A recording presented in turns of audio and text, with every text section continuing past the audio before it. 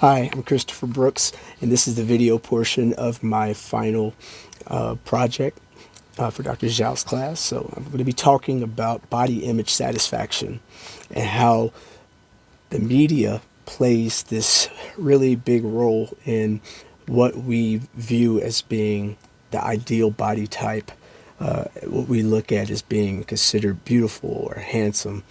The things that we look at as being socially acceptable when it comes to when it comes to our body image and just how we see ourselves. For me, growing up, I was always the shortest one. I was always the skinny kid, just a little awkward. I was just different, and so I'm just kind of taking some of those experiences in life, and just that's what really drew me to this particular study, and seeing how, especially being in quarantine right now, there's a lot of things on Netflix, a lot of things on social media to watch. There's a lot of movies and just things to read. There's just all kind of stuff that's just constantly being pushed to us. And one of the things that I see as a narrative that is constantly being pushed is that if you want to be successful, if you want to have real happiness, if you want to have a meaningful relationship, then you have to look a certain way. And the media has created that image, what they say that should look like. We see that everything from the Victoria's Secret models, from the People's Magazine, Sexiest Man Alive, or you see different, Maxim Magazine, Sexiest Woman Alive. We look at different commercials and how they are constantly bringing out this message of the way that we look. And what it does, what we see in this particular study, is that when we allow ourselves to look at this, it can really alter and change the way that we see ourselves. When we see people that we may look at as everybody says is beautiful or attractive, and we begin to look at ourselves and say, "Well, man, I'm nothing near that." I don't even have the genetic makeup to look like that.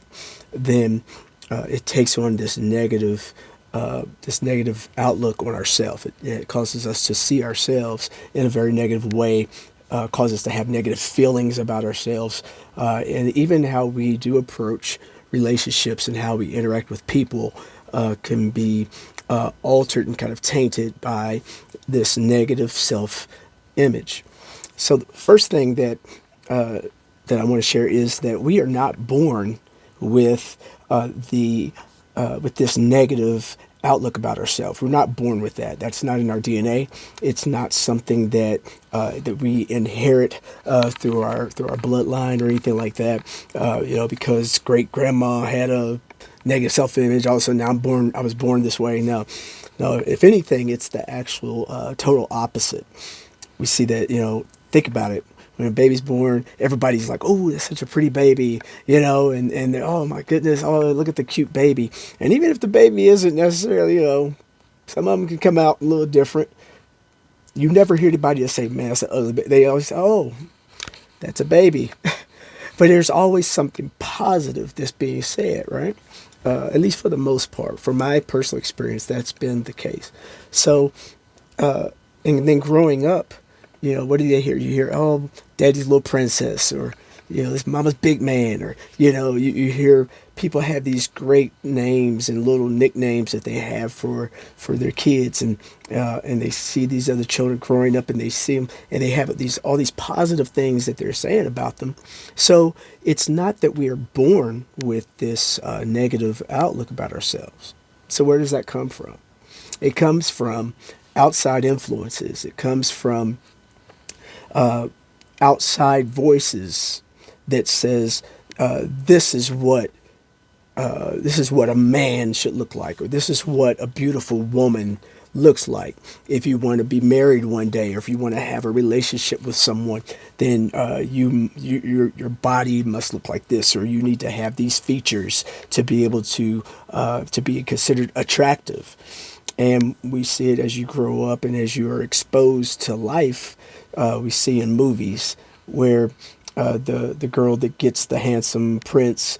She's this she starts off looking like Cinderella. She's just kind of she's cleaning. She's being shunned by her stepmother and sisters, and but then here comes her fairy godmother that's going to dress her up and make her look beautiful and present her to. She goes to the ball and is presented to the prince, and then the rest is history, as they say. But we see that the first initial thing that's done is that they get her dressed up to look this glamorous princess. So we see it throughout that. We see different Barbie dolls, and we see it through back in my day, we had He-Man, right? The Masters of the Universe, and they had these, these action figures, because we didn't play with dolls; it was action figures. Okay, that where they had the six pack and they had these big old arms and big muscles and all this stuff, and we would watch wrestling on television, and they were these big guys. They were tall and they were big and they were strong, and it was entertaining and it was fun, but it also pushed out a message that this is what it looks like to be considered sexy, or to be considered a man or a woman, or to be this great success, that you had to look a certain way, that with success it couldn't be achieved if you didn't look the part.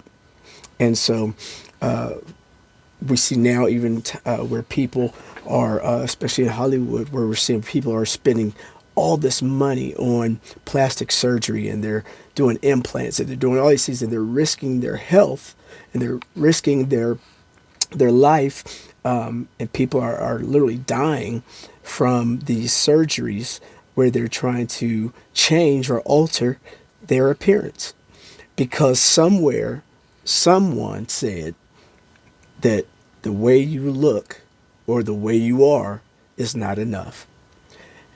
There has been this constant narrative that is a lie, that says that the way you are naturally is not enough. And that narrative is constantly being reinforced through media. So what types of media am I talking about? I'm talking about through music, through movies, through music videos, through streaming services, through social media, Facebook, Twitter, Instagram, Snapchat, all these different outlets that are that are out here constantly are continuing on the narrative of self-image to a place of just like with everything that we do here in America, it is excessive. So the narrative, it is being excessively pushed in every single outlet possible.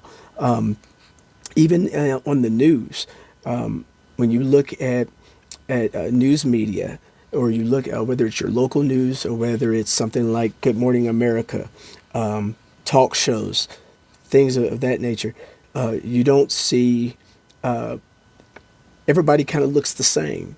They always there's a particular look that they want to maintain that's going to be in front of the camera. We're seeing now more in movies where we're starting to see filmmakers start using more of the natural look of people. They're starting to use some more people, but before, the ones that looked like just everyday people were extras. They were in the background. They just helped to create the scene, which really, in turn, really just overemphasized the beautiful star of the show, right? And so we see that even with the different reality shows, and I use that term lightly, but the reality shows, right? You don't see too many reality shows where the stars of the reality shows are they just look like everyday people, all right? And we see where they just even now we see these reality shows where if you didn't know any better, you would just think they woke up with their hair done and just looking like this, and all, and everything is just perfect and flawless. But a lot of that we see through just research, and you really don't need to do a lot of research. You have to really dig deep into it, but you see a lot of it happens through. It's just a lot of camera tricks. It's a lot of lighting manipulation. A lot of airbrushing is going on. Great makeup artists. There were to hide blemishes and to a lot of things they have to wear to try to tuck things in and to try to push things out, and so it's, or they spend millions of dollars on personal trainers to maintain a particular or to achieve a certain look. And so one thing about that I really liked about this, because I really looked at it from a place of hope, that because if we're not careful, we'll entertain that into thinking that these things are true, into thinking that the things that we see within the media is real, and thinking that that is reality, when in fact it's not. And if we're not careful, we could become, one or two things can happen. Either you can take on this false sense of reality of thinking that this is how people look and this is what it really is, or you'll begin to take on this attitude of saying, well, I will never achieve that kind of image. I'll never have the body like Jennifer Lopez. I'll never have the arms of The Rock. I'll never have that kind of physique. And it can bring you to a place of feeling, not just feeling negative about yourself, but even going into depression. And we see people that even use that when we have people with low self-esteem, and people that are very vulnerable, like children, where they're being cyber bullied, and we see they're being, where they call it body shaming on social media, where they're just attacking people that because of the way that they look. And there's not a 10-year-old child shouldn't feel like that they have to commit suicide because they hate the way they look so bad from being bullied, that they feel like suicide is the only option. No child, no person should ever have to feel like that is their lot in life. And so we see that a lot through, even with adults, of cyberbullying, and where people are body shaming them, whether they are famous or they're just the average Joe. People feel the sense of being able to just tell somebody that the way that they look isn't enough, that they are not acceptable visually because their body doesn't look like what the status quo says it should look like. And so for me, if I were to start a campaign, one thing I wouldn't do is I wouldn't wait for a celebrity to speak up and do something. It's amazing to me how somebody like Kim Kardashian can go online and say, "Oh, but you're beautiful just the way you are," but then we'll turn around and see where she is doing all these things, airbrushing her skin, doing all these things to try to change her body image, to change her look. We see where people, they're saying, "Oh, you're enough," but then we see that they're constantly going through plastic surgeries and things to alter their appearance so they can maintain a sense of still being relevant in their field of entertainment. So the one thing I would do is I wouldn't wait for a celebrity to do it. Yes, I would welcome them to partner with us, and I would hope that they would, or what we call influencers would want to join in. But I would use the platforms that I already have. I have over 5,000 followers on my different social media sites. So I would begin a campaign of just human kindness, of just giving somebody a compliment, of highlighting somebody that's what we would consider to be the average Joe, and just highlight the beauty that is within them, and to be able to just and ask people to spread the word, to say, "Hey, I want you to keep this. We want to get this conversation going and keep this word going. That you are enough. That you." Just the way you are, you were created the way you are, that you look the way you are, and that is enough. That is beautiful. That is handsome. That is enough. And so that would be my thing, to celebrate that through social media, through radio, through television, all the platforms that I've been afforded. I would use that, asking people to join me, and hopefully for me to see change, to see improvement, to say this is a win, is to see people not just liking the post, but actually taking action and doing it, sharing that narrative of we are enough just the way we are. And that would be simply what I would do. It doesn't have to be difficult. It just has to happen. Thank you.